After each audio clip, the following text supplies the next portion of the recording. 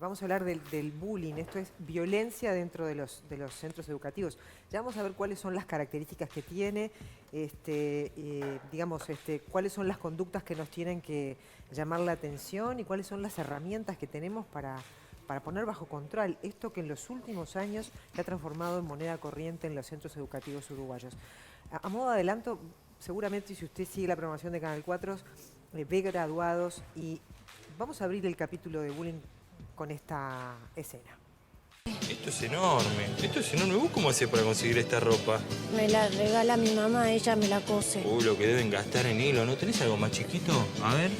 No, está bien, es esto lo que Esta tengo. pollerita no es tuya, ¿eh? ¿Dónde la robaste? Que es una pulsera tuya. Bueno, Pablo, pará, ¿te puedo decir que quiero porque hay? Pero mirá las tetotas que tenés, Quiero Mirá cómo te debe sostener esto, qué bueno. Quiero decirte que fue lo que escuché de Loli, que le ¿De Loli estaba qué? justo contando a Vicky. A ver, que sabes que son amigas. Me voy a apurar a ver si consigo unos melones. Seguramente el de Daiquiri tiene melones. Me llevo todo esto y me lo puedo ahí. Gracias, Chachato.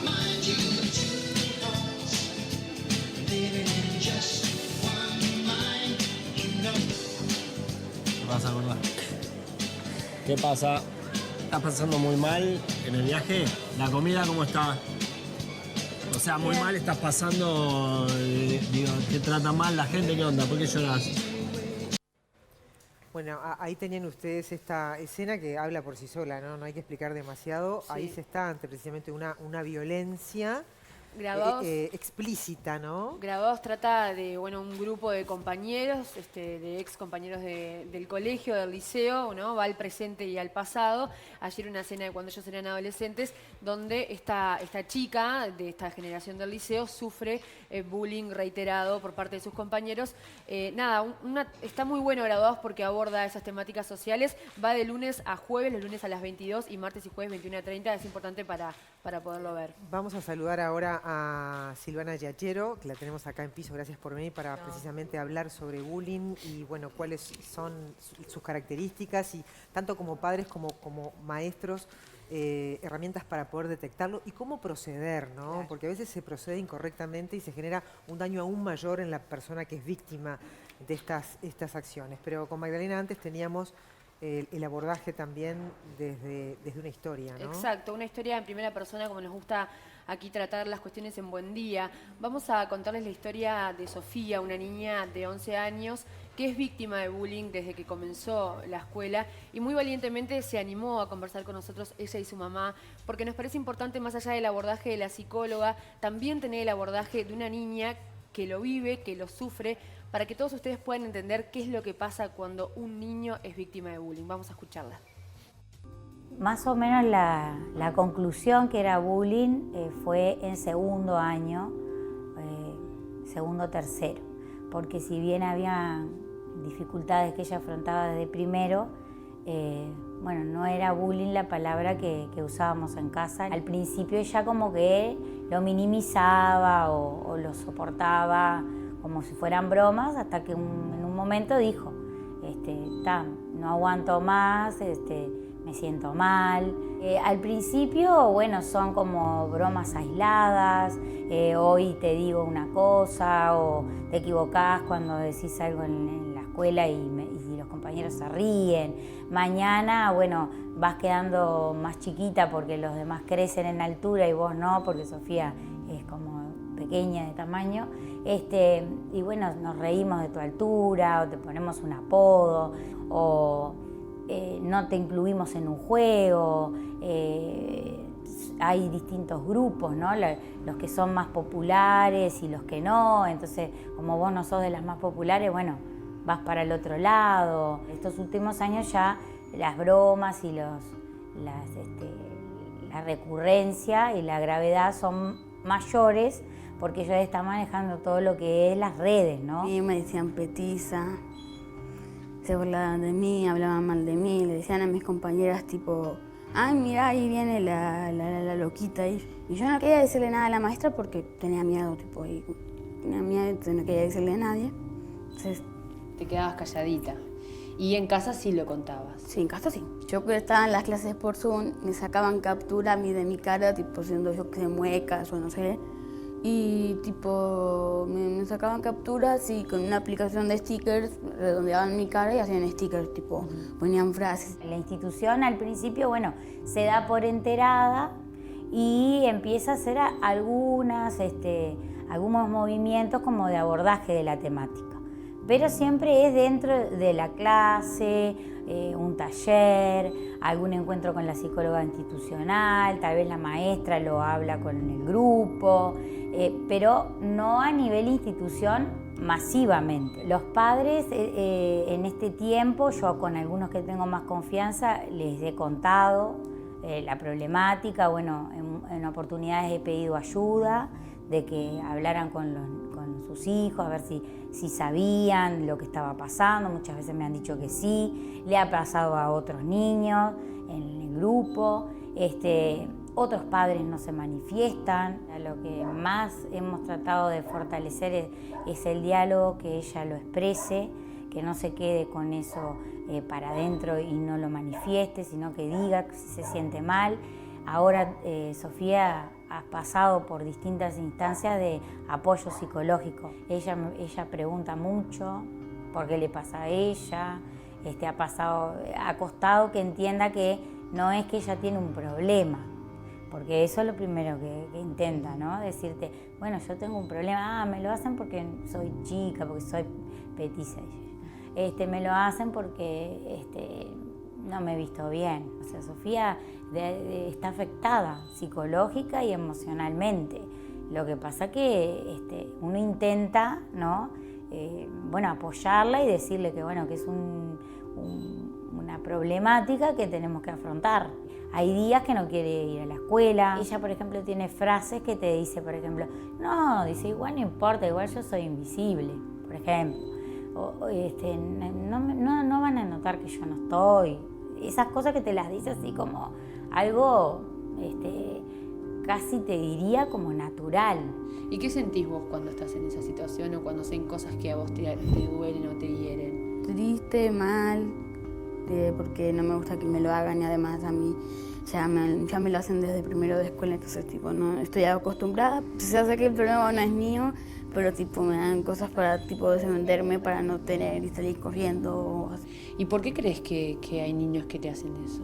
Porque ellos no se dan cuenta, tipo, que se lo hacen a cualquiera porque pues quieren, porque se les da la gana y porque quieren, por juego, tipo, lo hacen por jugar. ¿Y ellos se dan cuenta que lastima eso? Efectivamente no se dan cuenta. Por momentos uno dice, bueno, hay algo que yo no estoy haciendo bien, hay algo que se me está yendo de las manos y no sé cómo manejarlo. Y eso de querer sacar a Sofía del colegio, algunas veces se me ha pasado por la cabeza. Pero Sofía siempre ama su colegio, ella quiere el colegio en sí como institución, ella se siente bien. Pero claro, ahora últimamente como que ella está en esa disyuntiva de que quiere el colegio, se siente parte, pero a su vez sabe que es un lugar donde va a ir a pasarla mal. Y es muy valiente porque ella dentro de su suavidad, ella enfrenta. A otros niños de repente no, o se quiere ir del colegio, quiere escapar. Y ella no quiere escapar, ella quiere enfrentar. Ella me dice, yo quiero, mamá, que vos vayas a hablar al colegio por otros niños. Los que están sufriendo igual que yo el bullying, que le digan a sus padres, porque es lo más importante, o a sus familiares, o a su familia, lo que sea, pero que es importante porque sus padres tienen que saber y tienen que ir a hablar con el colegio, o hablar con la maestra, o no sé, o hablan allí. Y para los que lo hacen, tipo, no me gustaría que lo hagan más porque la verdad es que eso lastima mucho, como me lastima a mí y a otros también. Ahí estaba el caso de Sofía, víctima de hostigamiento. Con qué madurez, además, hay que decir, Sofía encara esto, y qué buen diálogo con su mamá, algo que es fundamental, y qué bueno que su mamá también le da la importancia que tiene, porque a veces se minimiza un poco desde la casa. ¿No? Su mamá y sus hermanas, porque además Sofía tiene hermanas mujeres, 2 hermanas más grandes, que son una gran contención, pero ella me contaba, Laura me contaba, Sofía tiene la suerte de tener una familia que la escucha, que la apoya, pero hay otros niños que están en solitario y eso es un problema, ¿no? Exacto, sí, aparte solo 2 de cada 10 niños lo cuentan.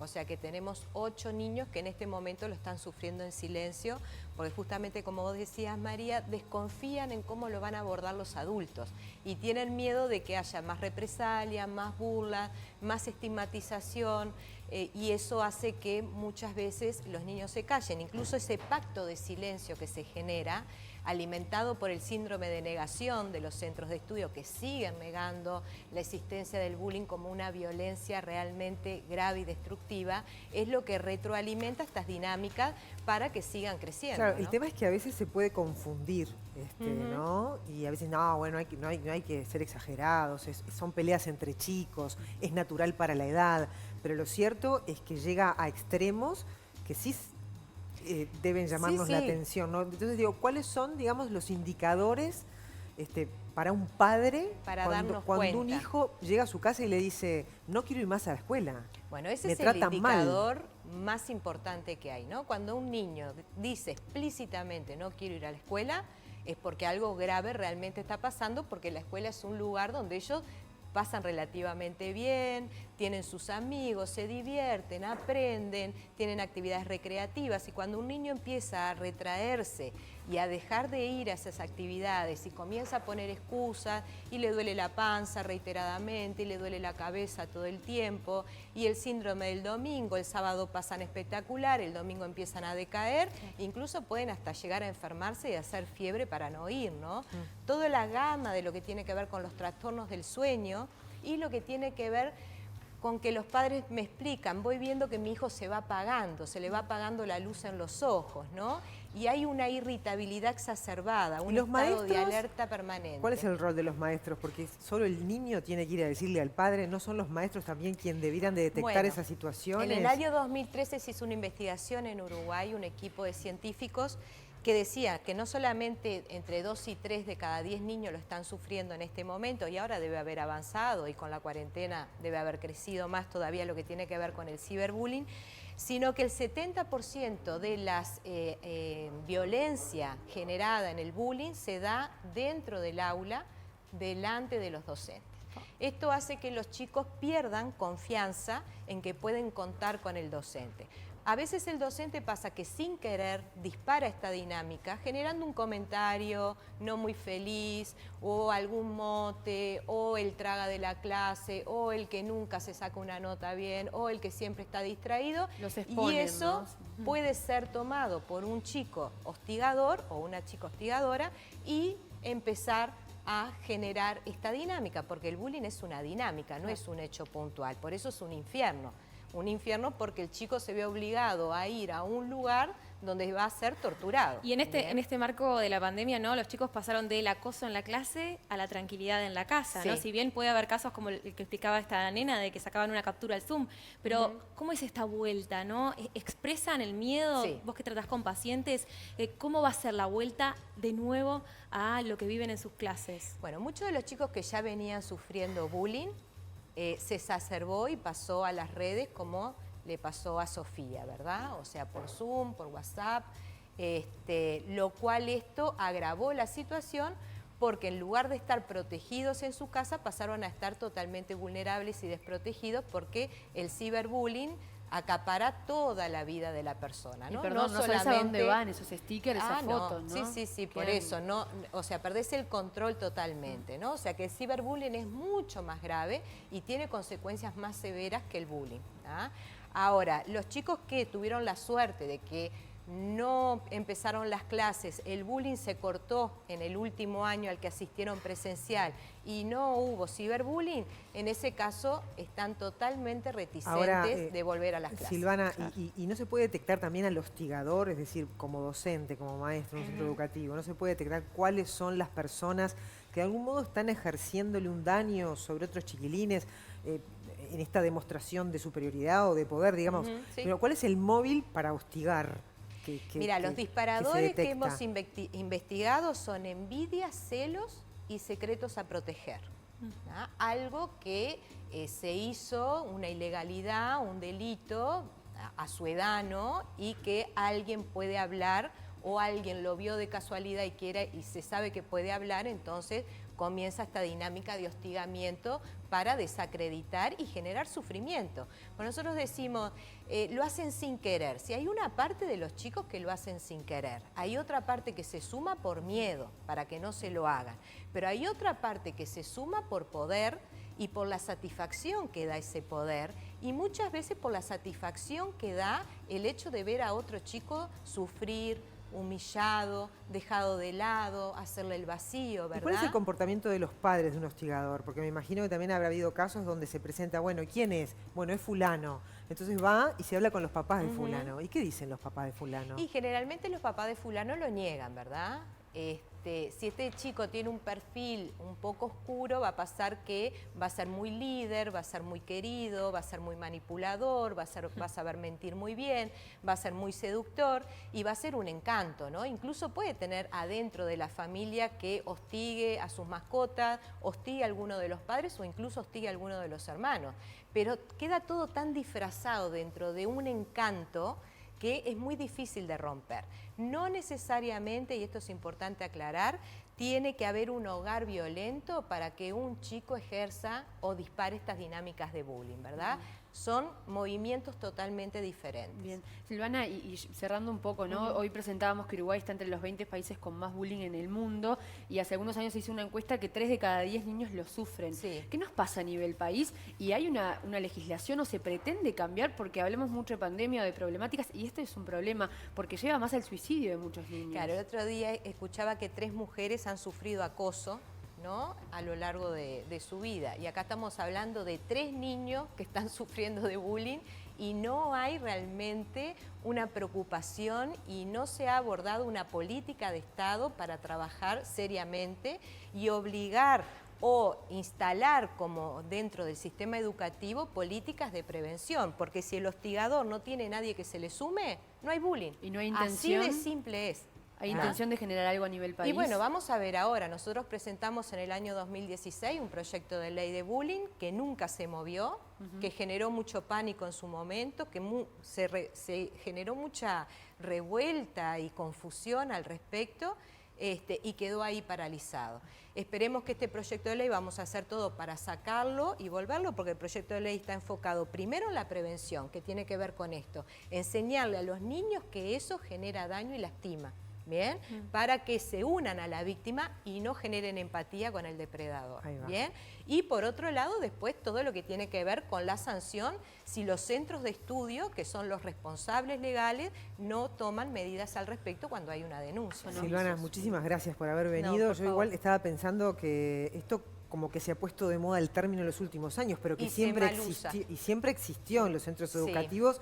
Lo que pasa es que antes de repente no era detectable o quizá no se presentaba con las formas que se presenta ahora, producto de otras características sociales en las que vivimos. El mundo de hoy, la ansiedad, toda esta situación de perfil que los niños hoy por hoy... Y hoy se está dando más las dinámicas de linchamiento.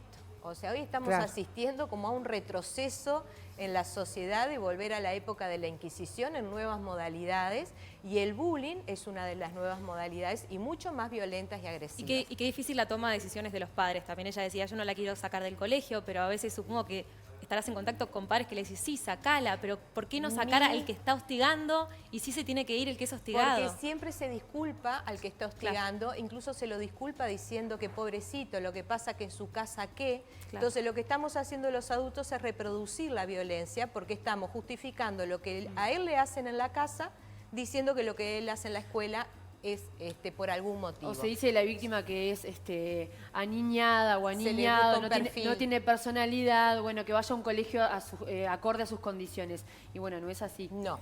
Yo lo que aconsejo es que sí se lo saque de los centros de estudio, mientras no haya políticas en el Uruguay serias que trabajen en prevención y en sanción. Gracias, Silvana. Que tengas buen día. Ustedes, Bueno, muy bien.